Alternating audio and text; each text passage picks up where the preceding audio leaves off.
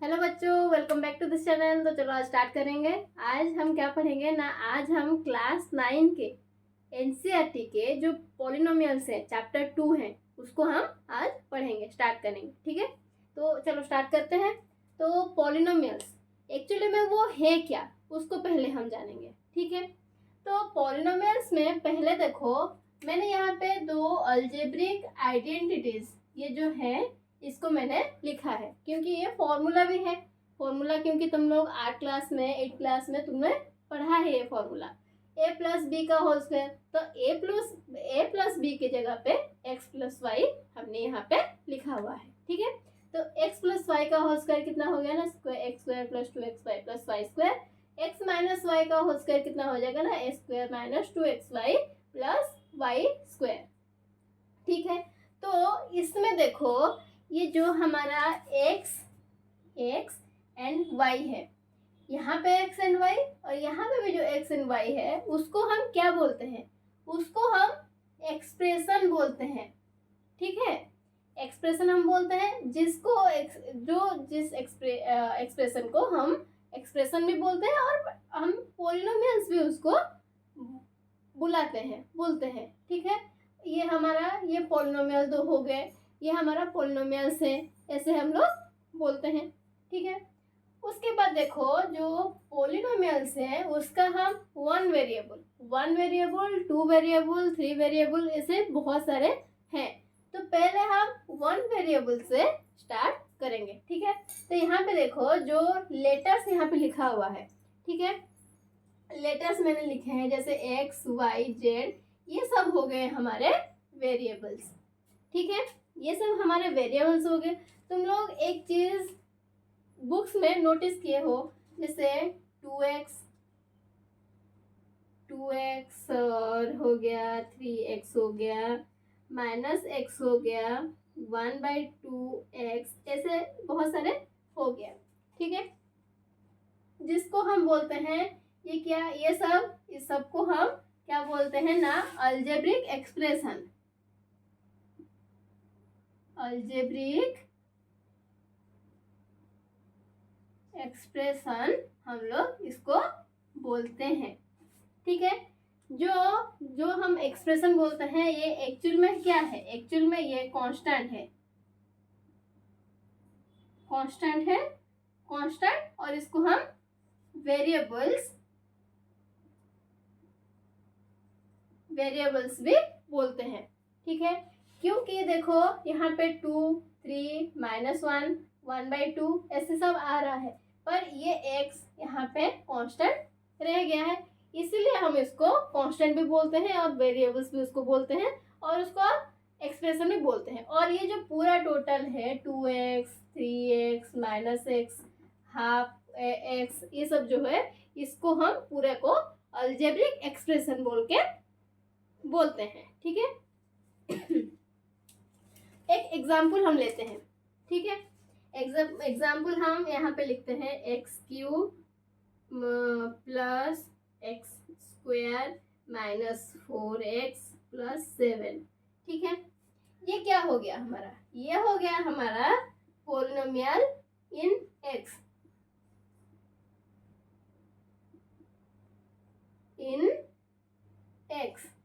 क्योंकि यहाँ पे सिर्फ x है तो ये सब x का हम पोलिनोमियल्स लिख लिए। ठीक है, तो यहाँ पे कौन क्या है, देखो यहाँ पे कितने टर्म्स है, यहाँ पे 4 टर्म्स है, क्योंकि देखो x³ plus x² -4x plus 7, ये हो गया हमारा 4 एक्सप्रेशन हुआ है, लिखा गया है, तो ये हमारा 4 टर्म्स हो गया। ठीक उसी प्रकार से यहाँ पे देखो हम लोग y का भी वेरिएबल लेते हैं, 3y² प्लस 5y। ठीक है, तो ये क्या हो गया हमारा, ये हो गया हमारा y का पोलिनोमियल्स हो गया। यहाँ पे कितना टर्म्स है, यहाँ पे 2 टर्म्स है। मैं सिर्फ बोल दे रही हूँ, जब आप कॉपी में लिखोगे तो ये सब थोड़ा सा लिख लेना, क्योंकि ये वाला याद नहीं रहता है। कुछ टाइम के बाद अगर तुम लोग पहले आगे बढ़ जाओगे, आगे पढ़ने लगोगे, तो पॉलिनोमियल्स का ही थोड़े छोटे टर्म्स तुम लोग भूल जाओगे। इसीलिए जब रिवाइज करोगे तो इसको जब लिखे रहोगे तो बहुत आसानी से तुम लोगों को रिकॉल हो जाएगा। ठीक है, इसीलिए लिख लेना। यहाँ पे 3y² प्लस 5y, जैसे यहाँ पे 3x³ plus x² minus 4x plus 7, ये 4 टर्म्स हो गए क्योंकि 4 ठो है। और ये x का पोलिनोमियल x लिखा हुआ है, सिर्फ x का पोलिनोमियल है, इसको हम x का पोलिनोमियल वाला 4 टर्म्स में लिखा गया है, इसको हम बोलेंगे। ठीक है, उसी प्रकार से 3y² प्लस 5y ये वाला हमारा पोलिनोमियल इन y है, y का पोलिनोमियल्स में है। और ये वाला कितना टर्म्स है, ये वाला 2 टर्म्स है। ठीक है, 2 टर्म्स है। यहाँ पे पहले टर्म में इसका कोफिशिएंट कितना है, 3y²। ये वाला तो हमारा y जो ये सब हमने पढ़ा था अलजेब्रिक एक्सप्रेशन, और ये सब कांस्टेंट है। ये x, जैसे x कांस्टेंट हो गया, y z जो वेरिएबल्स जितने भी हैं ये कांस्टेंट होते हैं। ठीक है, तो ये वाला तो हमारा कांस्टेंट आ गया। ये वाला क्या है हमारा 3 और 5, ये सब हमारा कोफिशिएंट है। ये सब हमारा क्या होता है ना, कोफिशिएंट होता है। y कांस्टेंट का y² का जो ये कांस्टेंट का कोफिशिएंट क्या है ना, 3 है। और जो सिर्फ y का कोफिशिएंट क्या है, 5 है। ठीक है, यहाँ पे ठीक उसी प्रकार से देखो, यहाँ पे जो पहले एग्जाम्पल में हमने यहाँ पे देखा था, यहाँ पे x³ x² 4x ये तीनों तो कांस्टेंट है और उसका कोफिशिएंट भी यहाँ पे है। पर 7 यहाँ पे सिर्फ एक वेरिएबल टाइप यहाँ पे दिया हुआ है, तो इसको हम क्या बोलेंगे, 7 को हम यहाँ पे कांस्टेंट बोलेंगे। 7 को यहाँ पे हम कांस्टेंट बोलेंगे। ठीक है, जो जिसका मतलब पोलिनोमियल्स यहाँ पे वो ही खुद हो जाएगा, पर यहाँ पे उसका कोई भी कोफिशिएंट नहीं है, तो यहाँ पे ये 0 पोलिनोमियल कहलाएगा। ठीक है, क्योंकि पोलिनोमियल इन x जो ये सब x यहाँ पे लिखा हुआ है, यहाँ पे x नहीं है, तो यहाँ पे क्या हो जाएगा, 0 पोलिनोमियल यहाँ पे हो जाएगा। 7 सिर्फ एक कांस्टेंट टर्म यहाँ पे हो जाएगा। ठीक है, उसके बाद से और एक चीज देखो, इसको हम क्लीन कर देते हैं, उसके बाद फिर देखेंगे।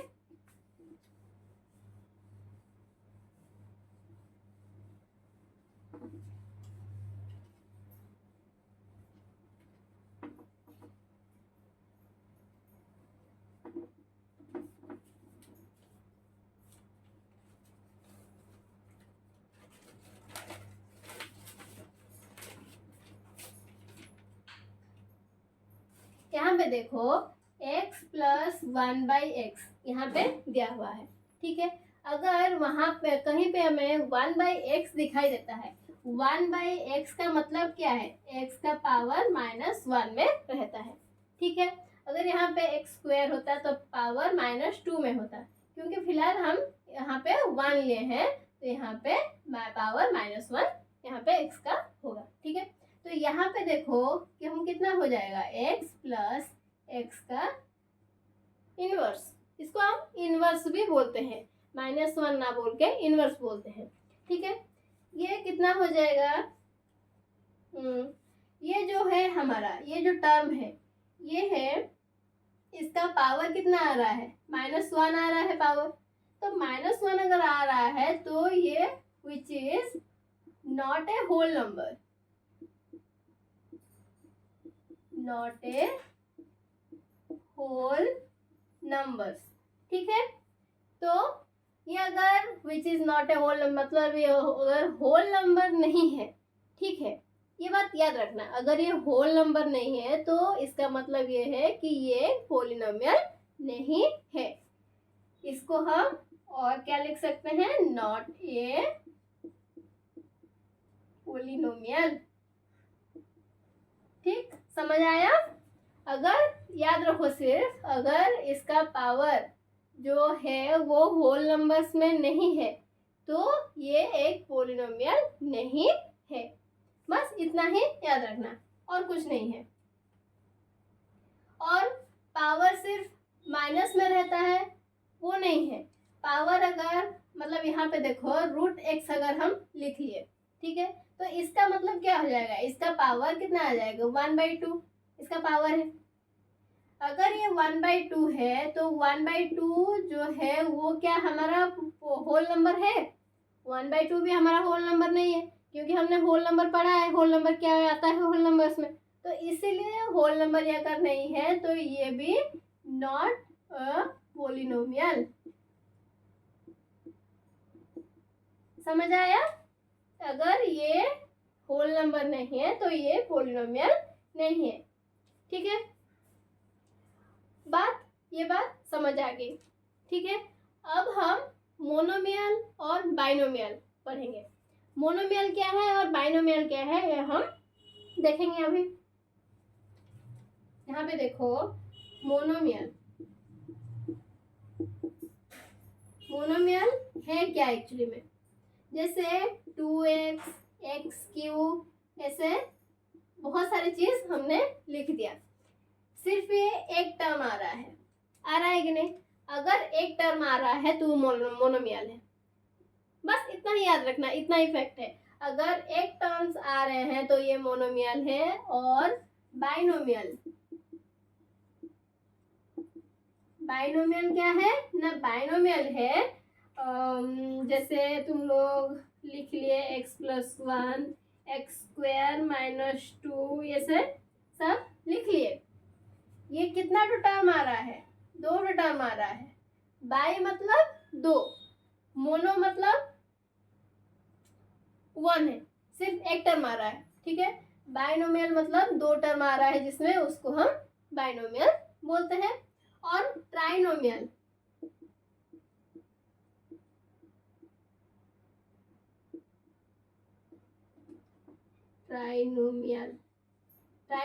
क्या है? जो 3 टर्म आते हैं y³ + y + 5। यहाँ पे देखो, यहाँ पे ये 3 टर्म आ रहे हैं, इसको हम इसीलिए ट्राइनोमियल बोलेंगे। बात समझ आई? और एक बात याद रखो, जैसे हम यहाँ पे देखो ट्राइनोमियल हमने लिया है, ठीक है, यहाँ पे डिग्री ऑफ पोलिनोमियल कितना है, इसको हम एक पोलिनोमियल तो बोलेंगे। अगर ठीक है, ये वाला ट्राइनोमियल अगर हो गया, अगर हम बहुत सारे एक टर्म्स ले लिए x5 + x² - x + 2x - 4, ये वाला हमारा कितना 5 टर्म हो गया। ठीक है, अगर यहाँ पे 5 टर्म हो गया तो इसका डिग्री ऑफ पोलिनोमियल कितना है, हमेशा याद रखना। मैं लिख देती हूँ, डिग्री ऑफ पोलिनोमियल हमारा यहाँ पे कितना हो जाएगा ना? जो भी टर्म का पावर सबसे ज्यादा होगा, ठीक है, याद रखो, जो भी टर्म का पावर सबसे ज्यादा होगा उसी पावर को हम उसका डिग्री ले लेंगे। समझ आई? मतलब यहाँ पे देखो x5 x⁵ + x² - x + 2x - 4, ये टर्म्स 5 टर्म है। सबसे बड़ा टर्म का जो पावर ज्यादा है, सबसे ज्यादा है, x का 5 है, तो ये वाला क्या हो जाएगा हमारा डिग्री ऑफ पोलिनोमियल हो जाएगा। समझ आई? डिग्री ऑफ पोलिनोमियल इसे ही कहते हैं।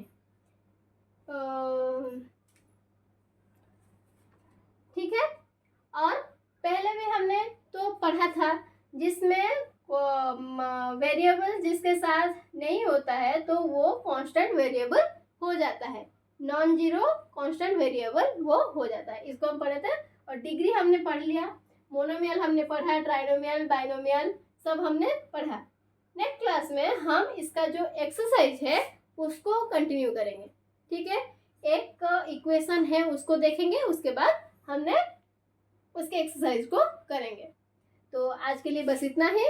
अगर मेरा वीडियो आप लोगों को पसंद आया, आप लोग को हेल्पफुल हुआ हो तो please do like share and subscribe my channel. बहुत ज़्यादा गर्मी है। इसीलिए आज हम यहाँ पे एंडिंग करते हैं, नेक्स्ट क्लास में फिर स्टार्ट करेंगे, ठीक है।